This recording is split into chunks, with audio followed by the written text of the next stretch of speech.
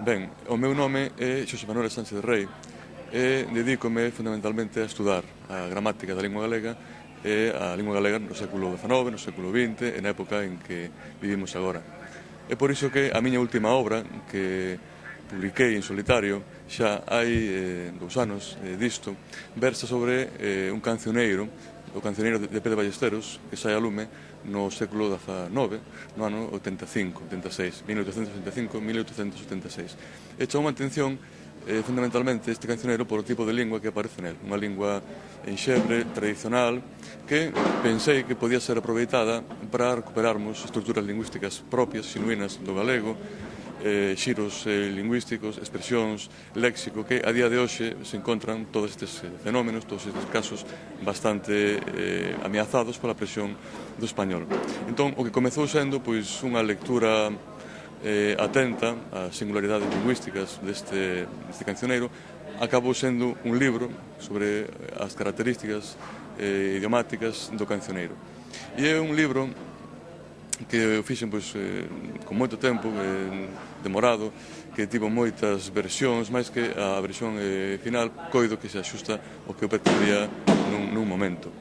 É por iso que tamén gosto moito da literatura do século XIX, da primeira metade do século XX, porque os escritores e escritoras que escriben nesas obras neses tempos tiñan un modelo de galego non estandarizado, e por iso que deixan entrever e deixan penetrar moitos fenómenos lingüísticos e gramaticais que hoxe en día ou non terían cabida ou estarían nunha situación ben distinta.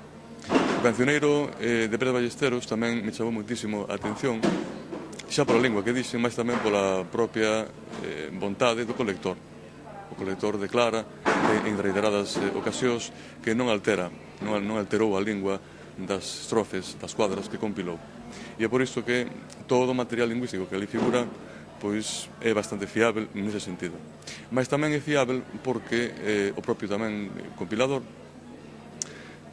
foi localizando xeográficamente a maior parte dos cantares, a maior parte das estrofas que ali figuran. E é por iso que para os historiadores da lingua, para as persoas interesadas no galego do século XIX, de finais do XIX, comezos do XX, constitúe tamén unha ferramenta moito valiosa porque permite sabermos como era o galego localizado na maior parte das cantigas, como era o galego nesa época. Un galego popular, efectivamente, máis dotado dunha grande expresividade, con bastantes casos do futuro do conxuntivo, con un léxico que hoxe está absolutamente esmorecente, con estruturas autóctones que hoxe, infelizmente, se encontran un pouco en perigo, como dixen antes, pola presión do castelán.